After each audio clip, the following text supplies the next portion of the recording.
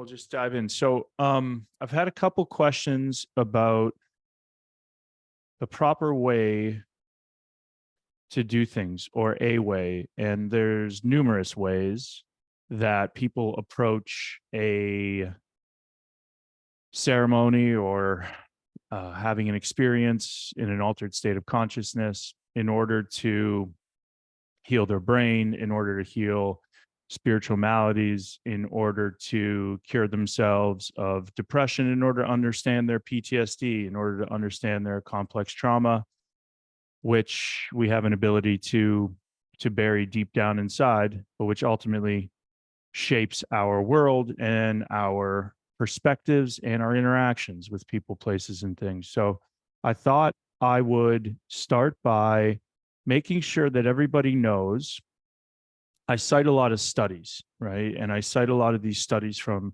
major institutions like Johns Hopkins, NYU Langone, and we cite a lot of the FDA trials as well, because they're done to a standard that is ultimately the most rigorous scientific standard there is on the planet.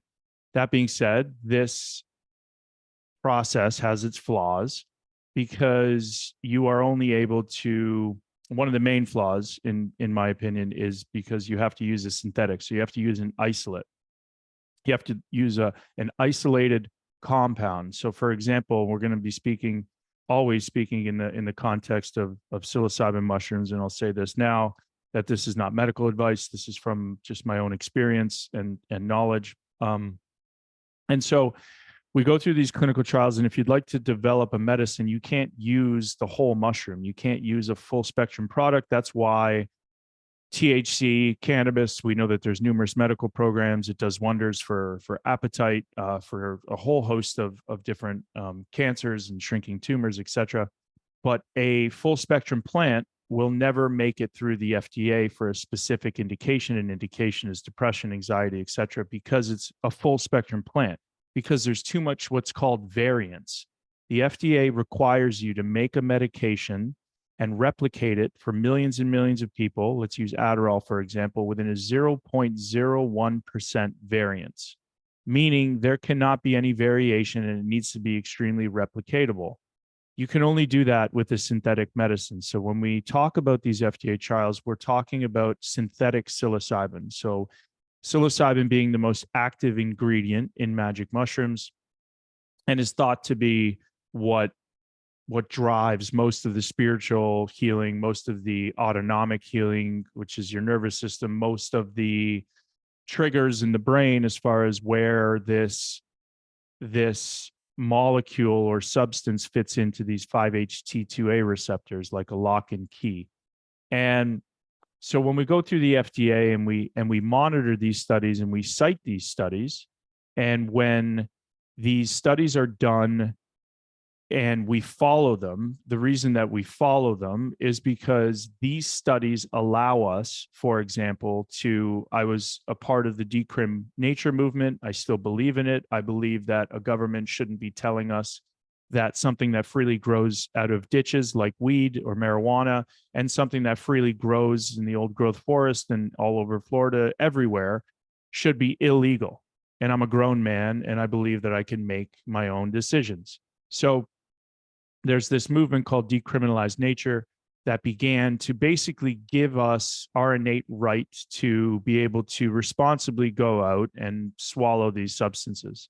And you can't sell them, but there's 32 cities that have decriminalized these mushrooms, specifically this medicine.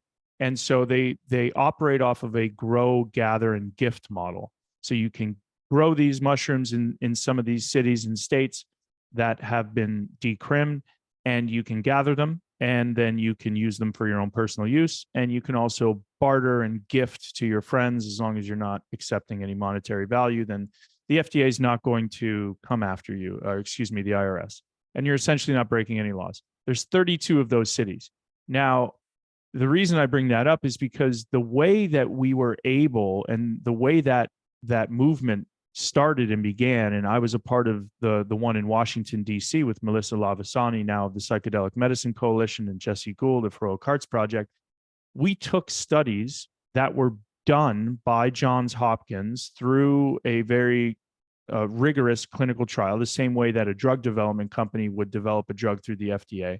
And we used that literature and those outcomes in these healthy norms or a depression population, or John Hopkins had a groundbreaking end of life anxiety trial, which had some phenomenal results. They also used it for smoking cessation. But anyway, we take this data and we present it to the states and cities, and we lobby because it's safe and effective and has little to no side effects also, other than putting you in an altered state of consciousness. And we open up our innate right through the Decrim nature movement to grow, gather, and gift. Now, we also take those same exact studies and we take them to states, and we do what is happening right now in Oregon, where we put it to the vote of voters, and things like Measure 109 in Oregon got passed, and things like Prop 122 in Colorado, which they're going through and internalizing public comments, and the final rules will be published in November. But this creates a regulated system. And in a regulated system, you have rules and you follow these rules, but these rules are based off of and made by a panel of experts that have either been a part of FDA trials, have been in the underground for some time, that know how to responsibly use this medicine.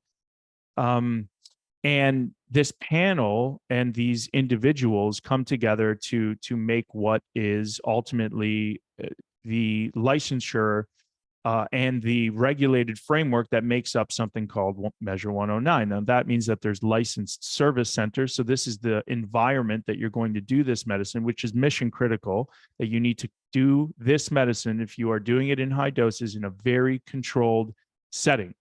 You also need facilitators. You need people that are trained. That's the second license, that know how to hold space, that know how to hold energy, that know how to prepare you and understand exactly what type of trauma that's coming to me in order to be able to sit with you and help guide you through it, help ground you. Think of a facilitator as ground control as you are in an altered state of consciousness, which sometimes can be difficult. And hopefully we'll hear a testimonial from this past weekend where it wasn't a bad trip, but it was difficult. And those are often, and that was indicative of my first trip, those are often the most impactful. It still stayed with me to today. Third, we have a manufacturing license. That means that we know exactly how these mushrooms are grown. There's no heavy metals, there's no pesticides. There's very specific rules for how we grow these mushrooms. And there's people that grow these mushrooms that have been growing them for decades. So they know exactly what genetics to use and to order. Genetics are like a seed.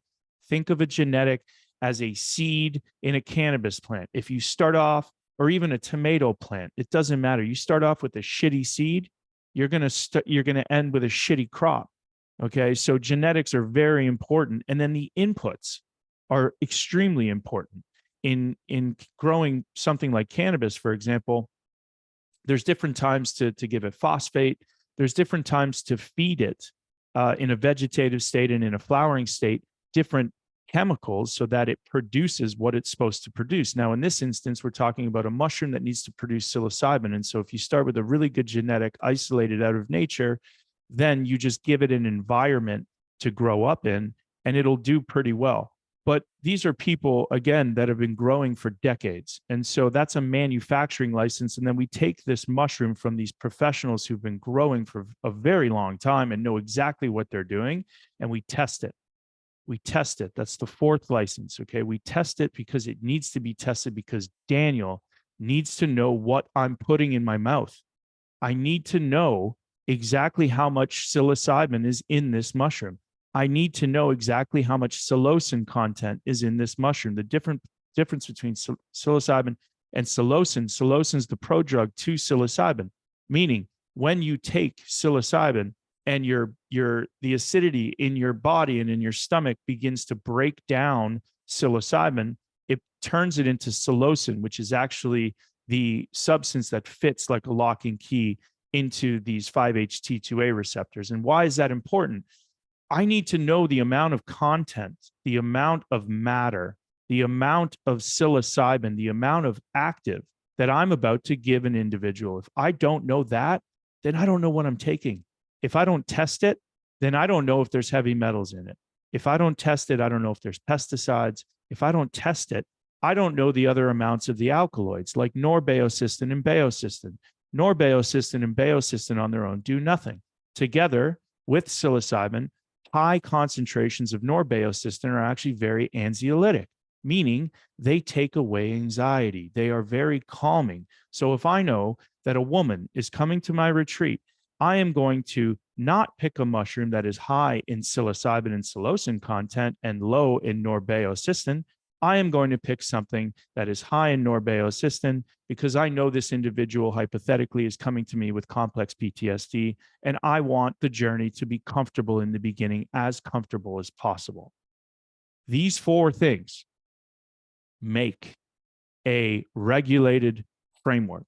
These four things set up the possibility for somebody to heal. Now, it doesn't guarantee that somebody is going to get better because there's a lot of variance and there's a lot of nuance that goes into preparing somebody. For example, these individuals that came to the retreat recently this weekend, we prepared for over 10 weeks. We prepared. These individuals couldn't come to one of the retreats that they were scheduled on because we needed them to wean off of certain medications that would inhibit them from liftoff, from taking off, from experiencing the full benefits of this medicine. So there are medical directors that look over intake processes that say yes or no, this individual qualifies and would probably benefit. We've said no to more people than we've said yes to, because sometimes individuals are not ready. And we'll speak about this. We'll speak about mindset. We'll speak about the mindset that you need to approach with the level of respect and rigor that you need to have for this medicine, or it will take you down. And it will take you down quickly. And it will not let you go. And so all of the things that I've just said, this regulated framework, this Decrim model, I've patented what got me better. I've taken it, I've raised $16 million and I put together a drug development team, and we made what's called a pre-IND booklet for the FDA, and we made a pre-IND meeting, and we spent millions and millions of dollars to get to this meeting to show them our plan. And I've also taken a company public. Like, I'm very familiar and with the nuances of all three of these systems. And that's why I'm perfectly suited to be able to open up our own facility. And that's also why I'm perfectly suited to be able to track outcomes so that I don't necessarily have to do these types of webinars anymore. I can let the data speak for itself. I can let the outcomes speak for itself. Now, I want to highlight these three nuanced, different industries because they all feed each other. Without these FDA rigorous trials, we do not have the data to support and to bust through the stigmatization that happened with Nixon's war on drugs and how all of these medicines, they are not drugs to me, got grouped into the same sphere as nicotine, as caffeine, as well, cocaine's a Schedule 3 because it has a medicinal value, believe it or not. So psilocybin mushrooms is actually scheduled higher than some of these other compounds. And baby's screaming. I might let her in.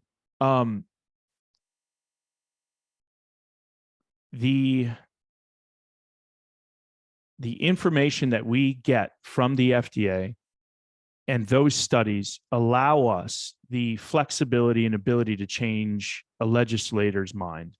As you can probably tell and see when you bring up that you're going to do mushrooms to somebody who's a little bit straight-laced and conservative, they immediately think back to the campaigns where they're throwing an egg in the frying pan and that's going to be your brain. Well, they got it wrong. It's actually the opposite. And that is what these trials have shown us, both in vivo, in vitro, in animal, and in healthy norms, as well as in, like Compass Pathways, FDA trials, in treatment resistant depression. A lot of these companies aren't shying away from using a powerful substance found freely in nature to go and treat the sickest of the sick, because there's really no other options. Treatment resistant depression is a classification where you've tried 3 medications and you can't get any better.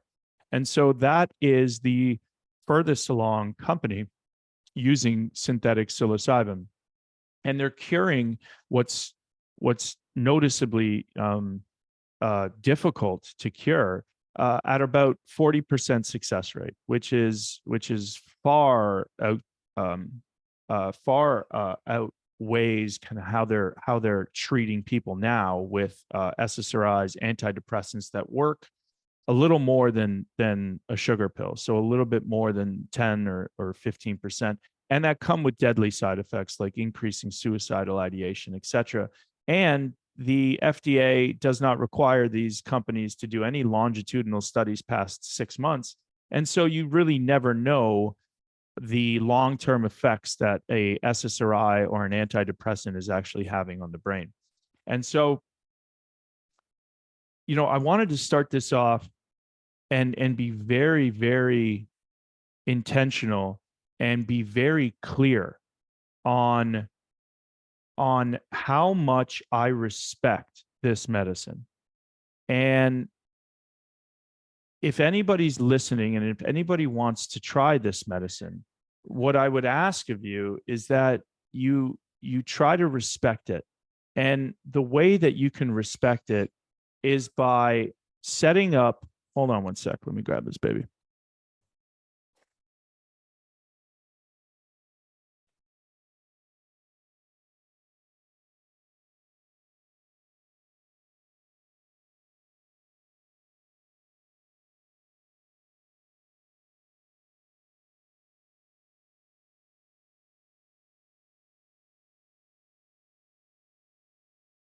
A guest appearance with Edie. So the way that you can respect this medicine, ultimately respecting yourself, is by doing the medicine in a very responsible manner. Doing this medicine before you make a judgment on whether or not it's helping you, the way that it's intended to be done, right?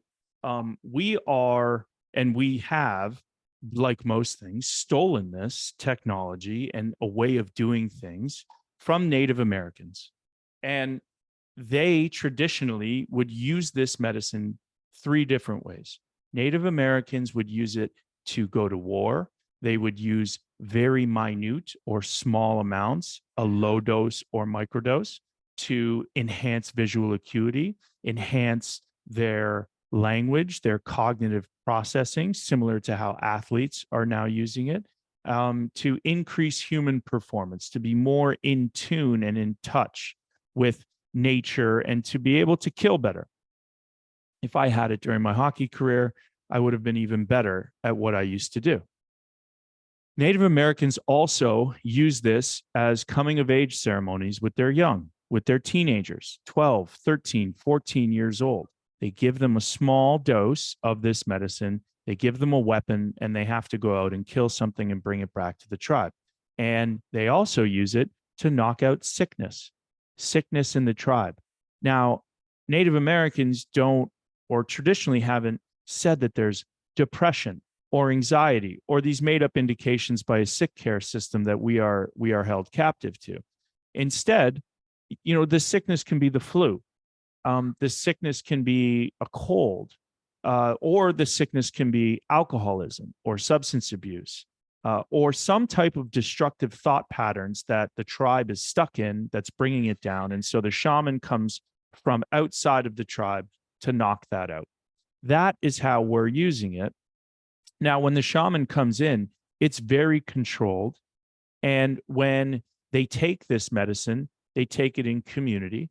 And when they take the medicine, their trip is guided by music, by singing. In Peru, when we went to do ayahuasca, it was the Icaros. Every tribe has different types of music, but you're essentially singing through people, wishing them well, getting them better. And I say this because when somebody comes to Oregon, for example, and comes to our retreat, I immediately, innately, obviously the first thing we do is we get them to the house. Yeah, baby. The second thing that we do is we get them into nature. Okay. Hold on one second.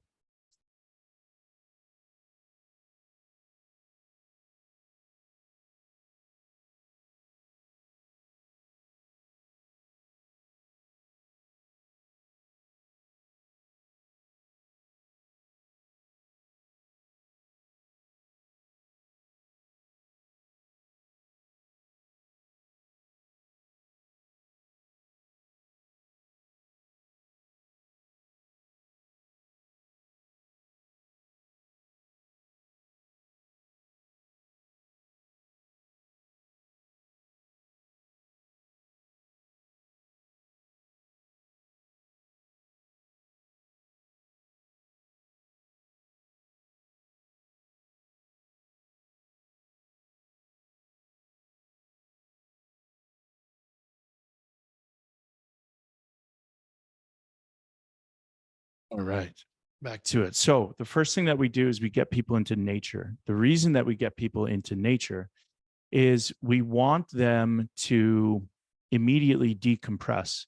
And most people are coming from some sort of concrete jungle. They're coming right from their jobs, and they are in a mindset that is usually high anxiety, that we need to help them decompress. So the first thing we do is we do something, and we do something challenging. We get them. This isn't a nature walk on a sidewalk next to some trees, right? We this last retreat, we had an elevation change of 1,800 feet, and we hiked 6.5 miles. And I'm sure Zach's going to tell you all about it, but there were points where we all looked at each other and thought, we may not, we probably shouldn't be doing this, but we're doing it. And so, it's indicative of, number one, a decompress, and then number two, pushing yourself, and just seeing where the edge is. Nobody was in danger of dying, but it was hard. We do a hard thing, and we finish it, and then we come around the food and community, and then the next day we're all ready. We're a little bit more docile, and we're ready to dose. And in community, when you're in a group setting, it tends to lend to individuals being able to help each other through what sometimes could be difficult journeys, and sometimes it's absolute bliss. But there's definitely an energy exchange. And so the reason that I want to really dive into how this happens is because we do it a very traditional way, the Native American way, but then, and that's the way it's been structured in these clinical trials. But we also do it this in a similar way that the clinical trials are done, because that's where all the efficacy is. And so how does a clinical trial, or how did these Native Americans do it? Now, most of the time, I would imagine they had their eyes open, but I've recently, just for the first 4 years, I always did it with kind of my eyes open. But all of the clinical trials have eye shades on, and all of the efficacy is tied to at least a 25 milligram dose, so at least a 2.5 gram dose, and eye shades, as well as very specific music that moves the user through different states of emotion. And the individual, Bill Roberts, who helped Johns Hopkins put this playlist together, there's many, many playlists, but this particular one is a lot of classical music, and it evokes emotions at different points in the journey. And we know that psilocybin comes on and you're at the peak within an hour. Now, it could be different with synthetic, because you don't have the ability with full spectrum mushrooms to lemon tech and to put it into tea and to really break it down. So convert some of it into psilocin before. So it's like a fast acting, it's faster onset, and then it's a faster offset. But before all of this happens, there is minimum 5 to 10 hours. Some facilitators won't even sit with somebody unless they've known them for 10 hours, unless they've talked to them for 10 hours, to really, really understand who they are, as well as much as you can in 10 hours, but as well as just understand what is going to come up, understand why an individual has been called to do this medicine. Because if you're well, you don't wake up and say, I really am interested in letting go of control and entering into an altered state of consciousness, and because I'm well. There's not too many people that get called to this work, because this work is difficult. Why is it difficult? Well, it's difficult because it's like a truth serum. Mushrooms are a truth serum. I saw somebody on my timeline call mushrooms nature's oil change.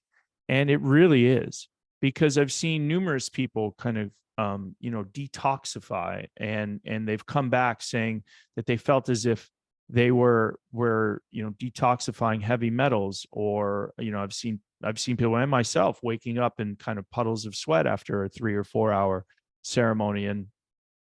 And with this oil change comes a fresh perspective. Quite literally, you get new eyeballs on your world, on your perspective, because it fundamentally shifts and shakes the foundation of what your trauma has shaped you into, how you interact with the world, what job you chose, the partner that you chose.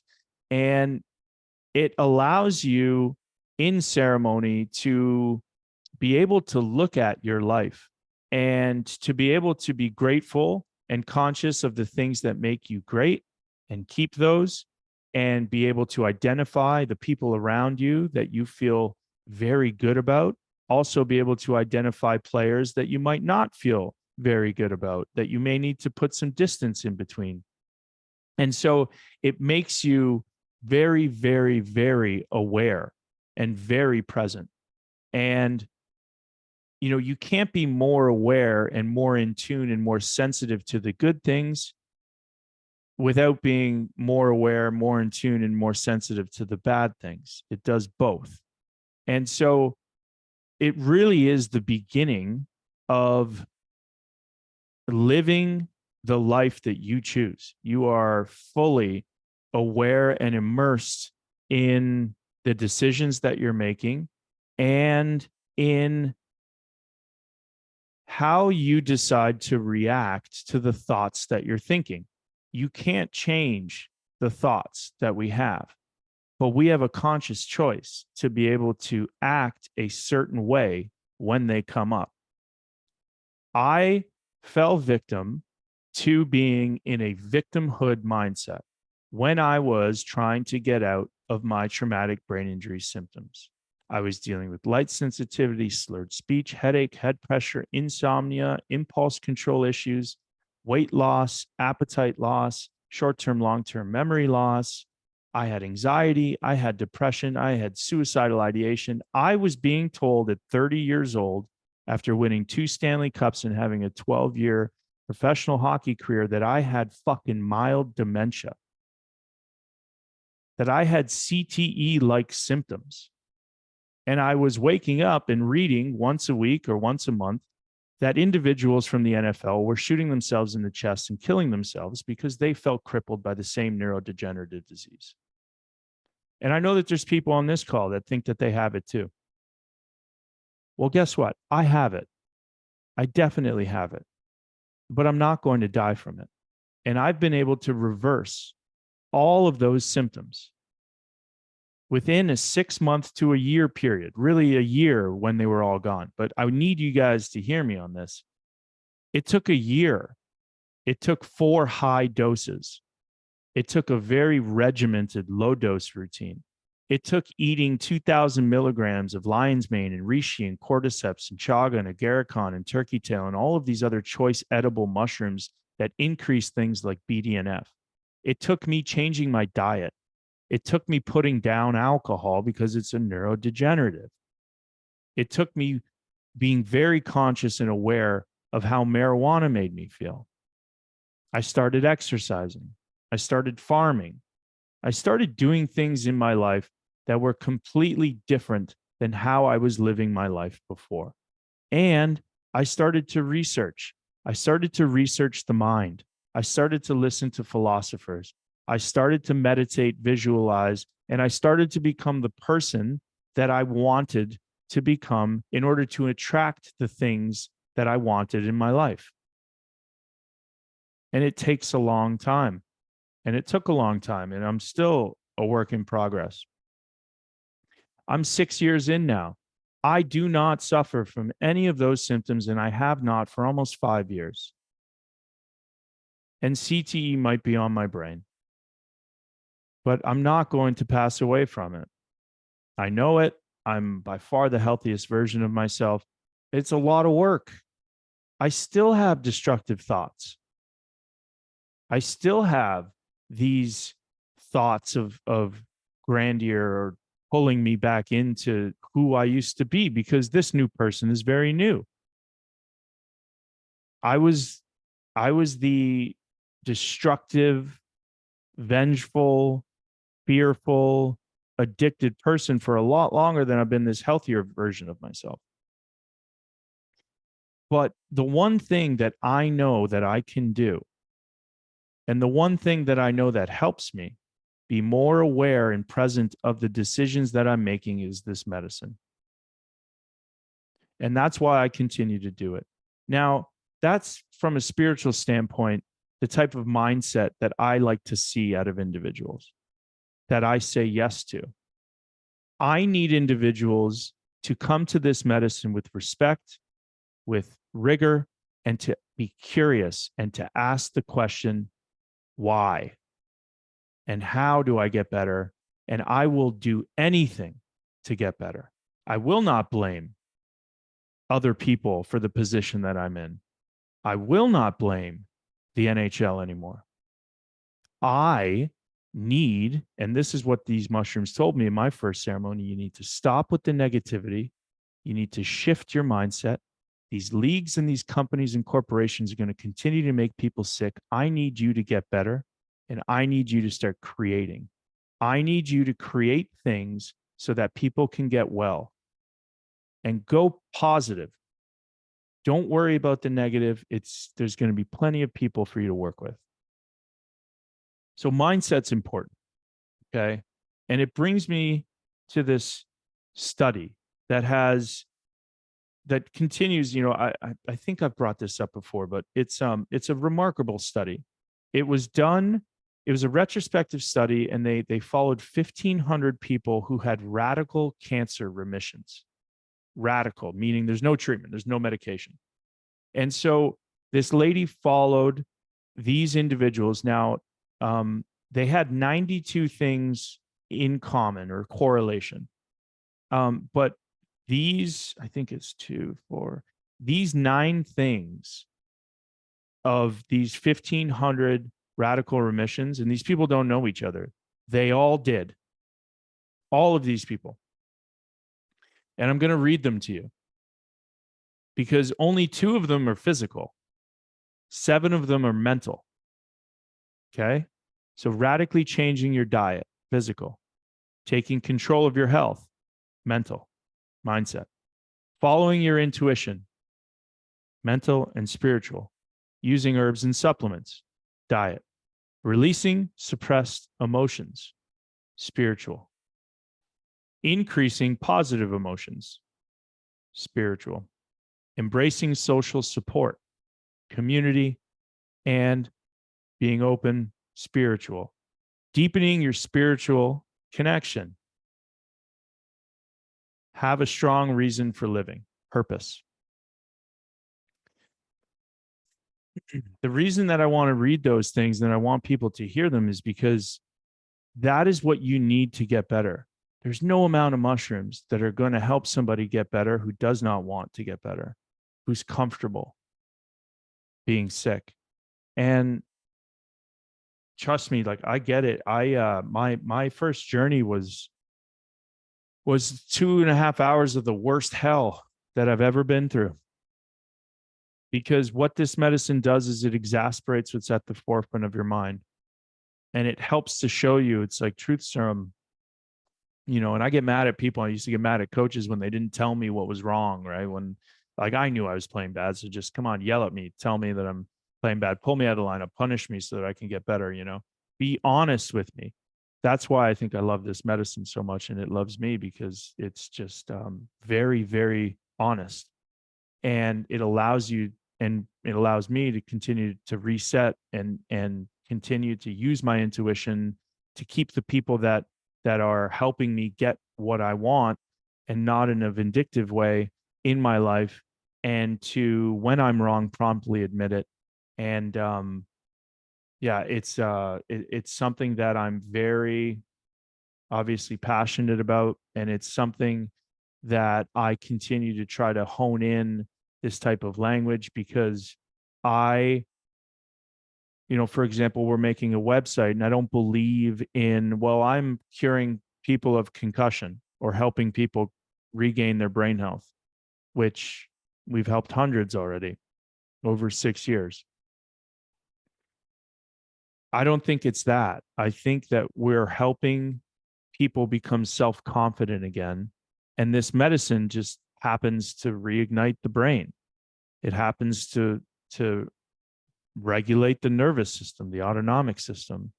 It happens to take people from hypertension down to normal beats per minute of their heart.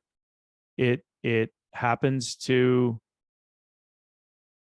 allow individuals to face their behaviors head on, and then they get to make a decision. I got to make a decision in my ceremony when these mushrooms had me in these loops, in these destructive thought patterns and depressive behaviors. And it said you have the power. All you have to do is change the way that you think and go and do this. Obviously, it helped me by recovering my brain health and taking away my symptoms, but I had to make the conscious choice in that ceremony. And when I did, then the rest of the 2 hours was absolutely beautiful, And so why does it work, right? A lot of people might need a little bit more convincing, and it works because it creates these neuroplastic events or neuroplasticity. It allows for communication in the brain that had either been shut down due to physical or emotional trauma, and it allows these brain hemispheres to turn back on. And when we're not governed by a negative perspective, either on our injury or outlook on life, we've all been around those types of people. It's an energy suck. And we're immersed in gratitude. And it's quite remarkable when you're connected to the source.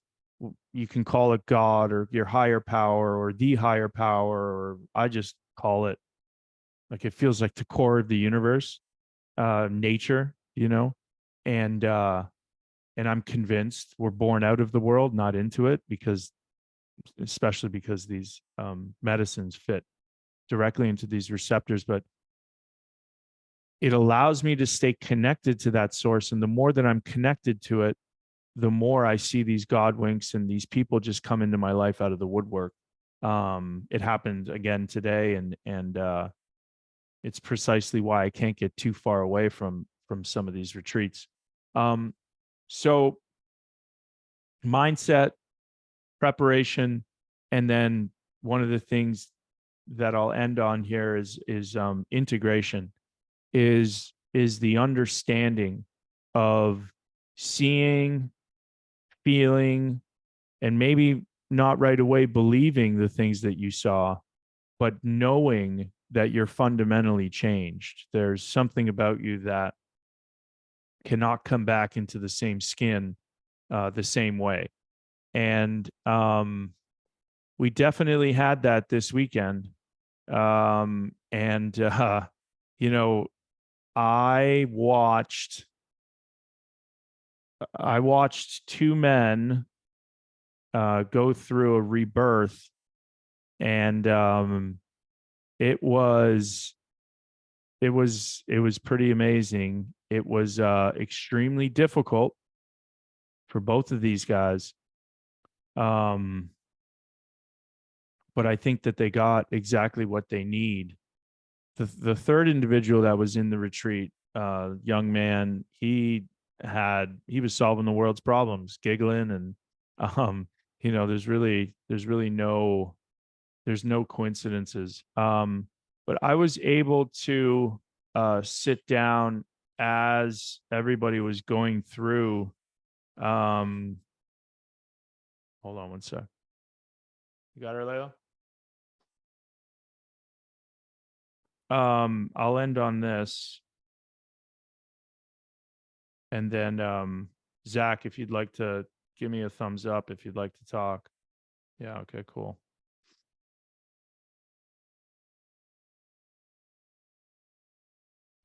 Um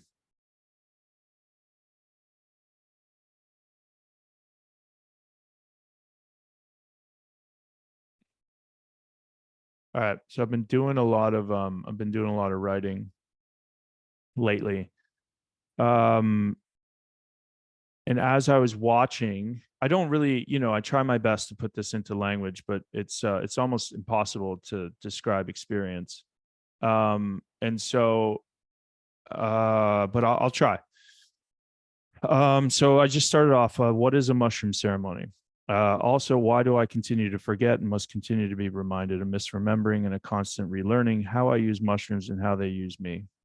The messenger must become the message. So taking mushrooms in a controlled setting with a specific reason or specific parameters, intention for the mind, body, and spirit to stay within. Think of these like guardrails on a highway, and you can bounce around the lanes all you want, is like rewinding the clock of your life, your past, who you think you are to date, a chance to become the observer of your life, a chance to confront the clear inner and outer worlds that make up our very human existence, chance to take a breath, chance to take a break, chance to conserve and restore energy to continue on stronger in the journey. Many individuals present themselves as tired, come to ask these questions out of a need, a necessity for something else, something otherworldly, something that works, to be connected, or rather clean off the corrosion of the connectors. As the saying goes, take a step back to get 3 steps ahead. All persons called to the medicine work comes from a place of good, an innate knowing that they can get better. Perhaps a yearning for a deeper understanding of themselves, a desire for understanding a life circumstance, understanding of a challenging time, understanding of a family dynamic, understanding or questioning of one's purpose or work-life balance. What does the word even mean? Understand. To lay the bedrock of foundation to live one's life, to patch up the holes or weak spots, to completely rebuild and go through a demolition, to ultimately emerge a strong, more connected and cohesive person, a person that has experienced themselves in a way that few have, emerging with a kind of confidence that allows them to feel and experience empathy and compassion and love more deeply. To be connected to yourself is to be connected to others, to another, to someone you know and love, to someone you like, to someone you work with, to someone you dislike, to someone who is a complete stranger. It's the ability to put yourself in someone else's shoes, to allow yourself to feel the emotions of how your words and actions may affect or affect their thinking, their feelings, how they will impact positively or negatively the trajectory of their day, the next hour or even minute. It is not my responsibility to guide and mind another's feelings, but I should make it my business to do the best I can to have a positive effect on someone else's life. The only way I'm able to do this is to have a deep connection, relationship, and understanding to myself. Strengthens my relationship and understanding to God or source or my higher power. I guess I should state here that I believe I am born out of this world, not into it, meaning I believe I come from the universe. As Alan Watts says, as the apple tree apples, so too does the world people. The universe grows people. It's symptomatic of what it does. So as long as there is a universe, there will always be people, conscious beings. I've always been intrigued by that thought. Language, how to use the linguistic tools that we have at our fingertips to positively influence a person's reality or thinking or feelings or perspective, to help shift where shifting is needed, to gently nudge in the right direction, to allow the wind to be at a person's back as opposed to the feeling of constantly running into the storm. All tailwinds and no headwinds. Now, peaks and valleys are obviously present, but ceremony should and could be a time where you feel the tide is shifting. Whereas before, or being called to do more work, I had the feeling that life was happening to me instead of for me. Our thoughts become our reality. And if you believe this, which for me is abundantly and overwhelmingly clear, then I must mind how I think. So, with this in mind, I regret coming to ceremony so late in the game, as it were, but grateful nonetheless that I suffered enough and long enough to partake in a mind altering, perspective shifting, and monumentous event as these mushroom ceremonies. And that I was chosen to take this work on, for I have always felt bored, as it were, always questioned what the deeper meaning of life is. I had known for some time that it cannot be just to push a puck around the ice and be an athlete. Yet the more work I did on myself, I began to realize just how much happiness athletes bring to people's lives. Communities are built on fantasy leagues. Friendships are curated around these events. It's the foundational bedrock for how men communicate.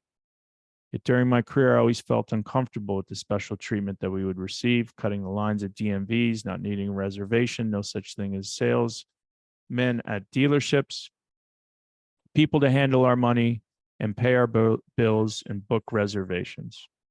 It goes on, but I think I'm going to stop there because Edie needs her daddy. Zach, I'd love to call on you, brother. Come here. Bring her. How are you doing, buddy? Good. Still making sense of it. You are? Yeah. So Zach was one of the three individuals that came to the retreat with us. Okay. And he did a really amazing job. Hold on one second. I'll be right back. Zach, maybe you want to just dive in, say hello, and just let me try to calm this girl down for a second, okay? All right. What's up, guys?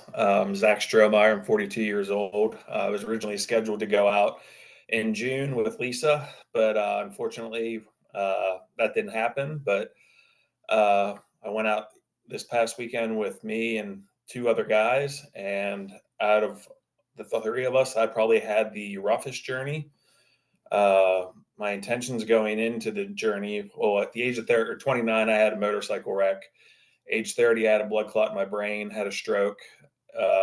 5 months later, had a second stroke. So on top of other concussions, so multiple concussions. Then fast forward to 2022, I got COVID, made its way to my brain, and just completely blew up my central nervous system, and pretty much vapor locked my brain.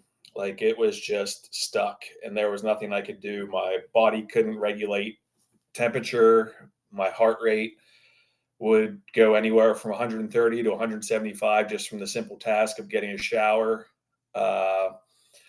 My sleep was pretty much non-existent. I went from 8 to 9 hours a day to 45 minutes. And once I got that back semi-regulated, I would be lucky to get, 30 to 45 minutes of deep sleep.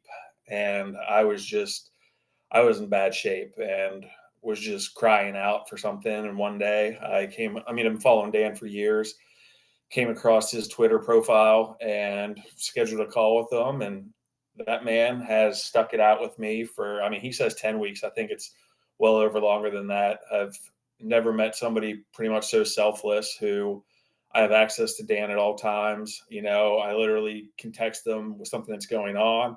I can send him a meme, you know, and he responds to you. Like, and he genuinely does care. The whole time that we were out there, like, you didn't have a care in the world, and I just wanted to help. And Dan's like, no, man, we got it. We got it. And him and Matt, two of the most compassionate people I'll ever meet. And they stuck it out with me.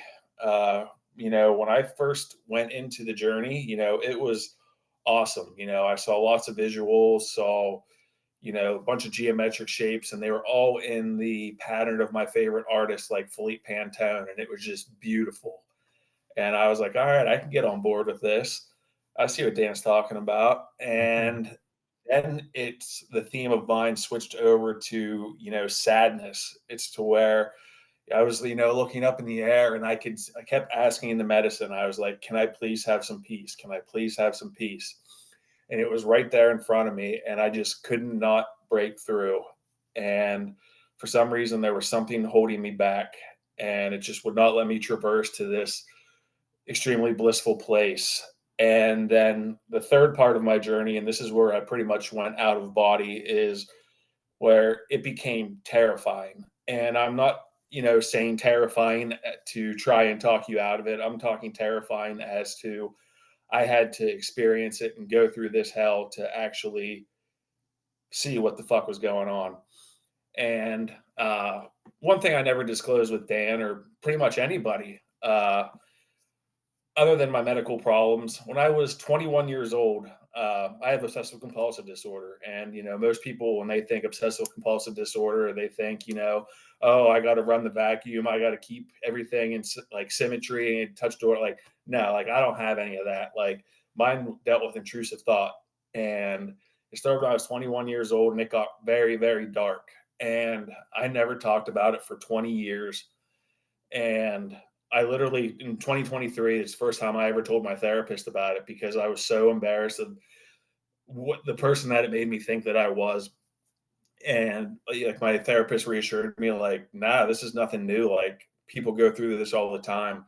But when it turned dark, I had to relive and sit with every intrusive thought that I have ever had in my life. And it was not disturbing. It was sheer terrifying, because I ran from it from 20 years, and now here I am.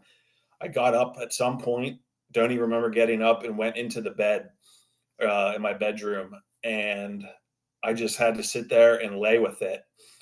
And at this time, I was out of body, and I'm thinking to myself, you know, Zach, like like there was no time. Like time was non-existent where I was at that point. And am I like in my mind, I was dead as a human being, but I come to rationalize it, and I was never leaving the Airbnb, and I came to rationalize it as no, Zach is going to carry on after this and leave this area. This person that no longer serves him, that person is staying here. And I couldn't come out of it, couldn't come out of it. And I'm there talking to Dan, and he just told me, you know, I was like, make this end. And he said, surrender. And I did. And it was honest to God, at that moment, a light switch went off. Dan saw it right away. And I got up, and the first thing I asked him, I said, can I have a hug? And he gave me the biggest hug in the world. And oh, it was so good to be back and not be in that realm with that person that I thought that I was. And, you know, ever since I've gotten home, uh, when I sleep, not like when I sleep, I wake up in a sweat, like I'm sweating again. My heart rate has just flatlined. Uh, I'm getting like I monitor my sleep. I get 5 to 5.5 hours of deep sleep a night. Like I've been sleeping like none other, because my brain has not been at rest for the past 20 years, but we're in real bad shape for the past two. So I've been trying to take advantage of that. And Dan, I don't know what you can say about this, because you know I definitely want to do this again, because you know we went very heavy with the strain, and I think I'd like to try, you know, a lighter one. But I was like, all right, you got to get out of the house today. And so I drove to the store, and I was getting ready to walk in, and I was like, it started closing in on me. Like I was like, you're gonna have a panic attack. I was like, no, you're going in. So I went in, made the right, got into the aisle I went to, and all of a sudden, gone. Like the anxiety, the panic just was absolutely gone. And when I left the store, it felt like my stomach did an ab workout. Like, can you explain that to me? Like, because I know you said 80% of the receptors are in your stomach, Mm-hmm. but something happened down there that told my brain, nah, you're good. Yeah, maybe just had a fundamental shift in, a lot. There's a lot of, I'm not like a somatic doctor, but there's a lot of different places that we hold anxiety, Mm. depression. So that could just be where you were holding it, and maybe something just shifted. Um, but I missed the first part, but I will say, you were, I mean, you're definitely, dude, the bravest guy that I've ever seen go through that. I mean, you and Mike, but you especially, um, because, and I don't say this to scare anybody off, and I really don't care if it does. I've said numerous times that sometimes these ceremonies, they exasperate what's at the forefront, right? And then you have to, we got to face the the demons, or we have to face ourselves, and but sometimes, and I think this was your experience too, you don't even really quite understand why you're suffering so much. And so, you, Zach, was like, you couldn't talk to him, and if you're not familiar with sitting in ceremony for somebody, it's sometimes common. um and I just, there's a saying, right? We all go to bed alone. It doesn't matter who you're laying next to. um we mostly take this journey of life alone. And what I mean by that is, there's an internal dialogue and then there's an outer world. And we don't share everything, obviously, right? And so, when I go to bed with my thoughts. And you were alone. And this medicine puts you on an island.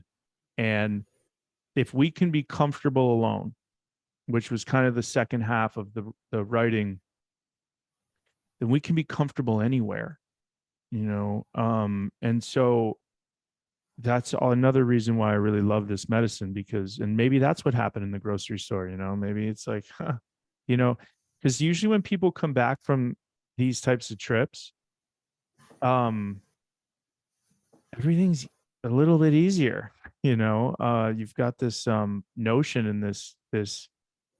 So it's a knowing, right? Because you experienced it. It's not a belief because you weren't taught it. Somebody didn't tell you it. It's not a hierarchy. It's not a religion. It's not schooling. It's a fundamental experience that you just went through. And although you don't fully understand it, things like today will continue to happen over the course of weeks. And I told you, man, I'm like really excited that you're in this period now. Sometimes you went through it, right? And Mike went through it. And he's on a date with his wife. One of the things he said to us, he said, "Sorry he couldn't be here, but I haven't been present with my wife in some time, so it's nice to be there." Um, but yeah, you're over the hill, so to speak. But and Zach has a really good support system at home, you know, and that's really important. He has a therapist that knows him, that he's going to debrief with. Uh, but I am, you know, and I don't. I'm available because you know, again, it's the responsibility factor, right? If you you blow somebody's world up in a really good way, you got to be there for them. So you did amazing, man. You did. Thank Yeah, you did Like, honestly, phenomenal. I almost was brought to tears last night. Like, I got a shower and I was on the edge of my bed and I was drying off, getting changed, and I felt just the air move across my back, and I haven't felt that in 2 years, you know what I mean? Because I Mm. just wasn't present.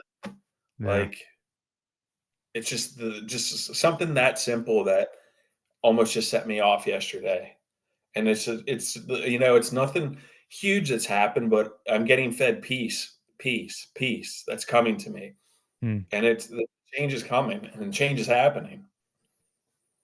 Pretty big, dude. you know. Yeah, successful trip. Successful hike too, you know. Oh man, that was a good weekend. It was a solid weekend. Um so yeah, buddy. Well, I don't know if you want to share any more. I know we're getting over time. I gave I'm good. You you're know, I good, got yeah. I'm good. I gave the pretty much. girl a bottle. She's down. But if Um I can say that if there's anybody in here that is on the fence, like it, just do it. You know, stop questioning yourself. I mean, I I put things off for 20 years, and I know where it got me. And I'm just glad that I found Daniel and how amazing he's been with him and Matt and just the whole process. and So yeah, thank. this isn't a paid ad, but I appreciate you saying that, Zach. But um yeah, I'll read what Brady said the other day. Um he was one of the other guys that was there with Zach and Mike. So with going through my journey, I have a stronger understanding of myself as well as a mental clarity of what I need to do. And if Brady's here, I don't know, is Brady here? I think he said he was having trouble getting in. Physically, I feel on top of the world and excited to be living. I have a greater appreciation of creation and God. I've never been so proud of myself. One, to make the personal choice to go on this journey. Two, to be open minded to what my experience was for myself and not others. Um, and and then Mikey said that we'd be able to share. He said, yesterday I feel like my shackles are finally off. The medicine gave my treatment resistant depression a swift punch in the face. Time will tell if it was a knockout punch, but right now I feel weightless, present, proud, and more hopeful than ever. Um, and like I said before, you know, it's moving forward. It's our responsibility to not react one way or another to the thoughts we have. We can't control the thoughts that we have, but they're you know, the thoughts we think will still be there, but we have a choice and a responsibility for how we're going to respond. Um, Zach, you got anything else, buddy? I'm good, man. Thank you. Yeah, buddy. Good job. Tommy, what's up? How are you? How you doing, bud? What's up, buddy? Am I on? Yeah, oh yeah, you're on. All right, man. Long time listener, first time caller. I know, I know. Good to see your face. Yeah. Tommy, I'm going to out you here, is a first responder working in Washington State from Oregon, and he was on one of our retreats and did a bang up job on a high dose. You want to say hello? Yeah, it was a good experience. I like I told Daniel, I've had experience microdosing in the past, living here in Oregon. I mean, it's kind of what we do out here in Oregon. So it's been it was a good thing. We connected. You know, I was kind of dealing with, you know, 25 plus years in first responder business as a firefighter. You kind of get a lot of PTSD. Also playing hockey and getting a lot of concussions over the time and skiing. I knew I needed something to do with, you know, help with my brain health, and I think this was the thing, and it kind of worked out. I think when I talked to Daniel last, it was kind of like the stars aligned, and we met and took this journey, and it was great. So Yeah, yeah, buddy. things have been good since. I've been kind of microdosing since, and you know, I was going to ask you, Daniel, kind of what your thoughts are, and like, you know, how many days you should be trying to do that and keep that up, go forward after a ceremony, or Yeah. So there's usually, like in my experience, it's always kind of like a 3 week washout period where after a big dose, I don't microdose, but then after that, you're pretty clear. And then it's just a matter of figuring out what dose works for you and then how frequent you want to do it, you know. For people like with traumatic brain injury and I tend to tell them And what I did in my first 6 months was stacked, like 5 days on, 2 days off, 2 days off, just because you don't want to build up a tolerance. But what's pretty wild about this medicine is like I get more sensitive to it the more I use it, so I use less of it, which is it's got this own built-in abuse liability, it seems like. So but you could do 3 days, 3 days on, 2 days off, every other day. It's just a matter of how you're feeling. So yeah, man. And it was yeah, it was great having you at the retreat. Yeah, and I appreciate it. You didn't comment on the duster, the Oh yeah, you gotta. mustache coming I in. was gonna say, dude, Jesus, what's going on there? I mean, I've already got November's a some little. text messages. November's a I little gotta far start away. now. I gotta start now. I hear you, man. Yeah, mine's lackluster for sure. Muno, I see you in Yeah. here. Yeah, buddy. Well, thanks for coming on, Tommy. You're and I'm gonna take you up on getting some people out. We're on pace to be open October 1 at our facility. So that's some exciting news, and it's been a long time coming.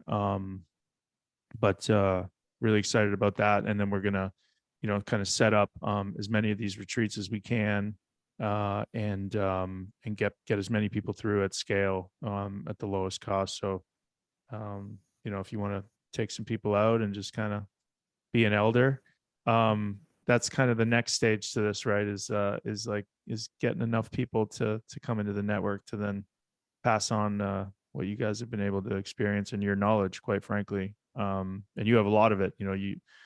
You were a little bit different than most, where you come to these retreats and recreationally, and you've had some experiences outside, etc. So yeah, man, appreciate you.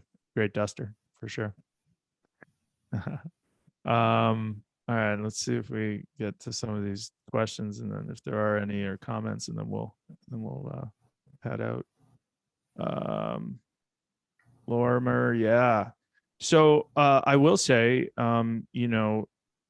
that today I just felt a very particular way to make sure that I actually had a call with one of the guys on here from the last retreat, and I was I don't think I did enough, or I do enough and talk about it often enough, because I've been in it for so long, about like, just the right ways. Obviously there's different ways to do things, but just the right ways to do it, and why we do it that way, which is why I started the way that we did. I think there's just mostly comments. Zach, like I said, dude, you're fucking rock star. We'll get Mike on maybe next week. I haven't had the ability. Corey, sick mustache. Do a lot of people, Jose has a question, that had insomnia from TBI start to sleep again? Yeah, I mean, you can. Zach has sent me. Maybe I'll make a post, Jose. If you I'll make a post tomorrow, Zach, with your permission, and we'll from 45 minutes of deep rest to 5 hours within a 48-hour time period of doing the ceremony. Yeah, you're definitely able to we talk mentally about it, we talk spiritually about it, but the autonomic system and what it does for heart rate variability. Lisa was on one of the retreats with Rusty. Rusty was classified before he came to the retreat that he had hypertension, and 48 hours later he went back to his doctor to do his labs, and the doctor was kind of dumbfounded and asked kind of what he did, because his heart rate variability was completely changed. So and this is why I think it really works really well for concussion survivors, because we're stuck in this fight mode or flight, and just everything's revving. We're about to crash, and this medicine just helps to kind of down regulate, put you into homeostasis, and it just allows you to calm down, man. So does it help? Like, I had insomnia, and it completely changed the way that I slept and approached sleep. Zach, you want to comment on it? Now I was just gonna say, I mean, the whole time I was out there, because you and I took the red eye back, Mm-hmm. so I probably got maybe I would say 10 hours of sleep, the whole time we were out there, because I was anxious going into it. And then I came home, pretty much slept all day Monday, and then when I slept Tuesday, and I woke up and I looked at my phone, and it was all purple, which indicated deep sleep. I haven't had that since I've been tracking my sleep, and it's normally an hour, if that. But then the following night, another 5 hours. Last night, 3 hours, 50 minutes.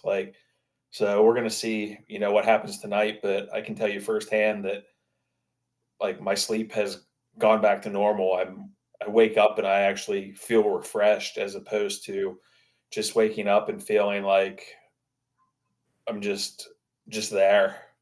Hmm. Oh boy. Lisa, thanks for coming on, and it's good to see you. I hope you're doing well. Everything good? Nice.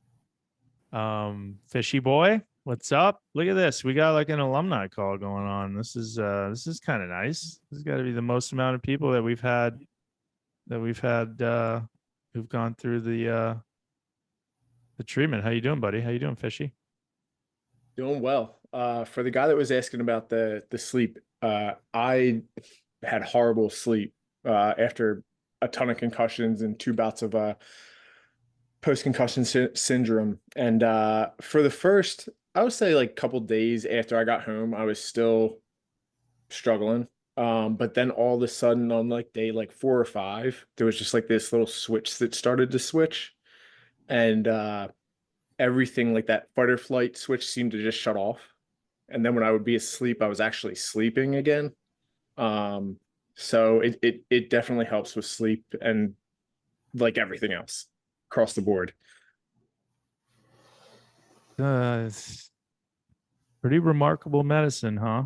We got to be careful not to make it seem like it's a panacea.